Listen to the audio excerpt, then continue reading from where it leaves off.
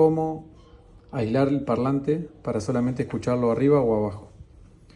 Vamos a ir a accesibilidad. Accesibilidad, vamos a ir a audiovisual. Y vamos a girar todo esto a la donde dice R. Eso va a hacer que solamente suene arriba. Volvemos a sonido. Y probamos. Y ya el de abajo no hace nada. Vamos a cambiar de tema. Abajo no suena, suena solo arriba. Ahora, si quisiéramos probar solamente el de abajo, vamos a ir a accesibilidad, audiovisuales de vuelta y lo giramos todo, o sea, lo pasamos todo a donde dice L. Volvemos a sonido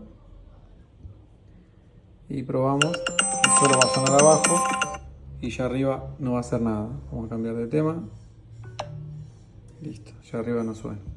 Recuerden, después de hacer las pruebas, muy importante volverlo al medio para que suene dividido, o sea que suene la mitad y mitad, lo que sería en estéreo. Esto tiene que decir 0 ahí. 0. Ahí está. Listo. Ya con eso quedó todo funcionando.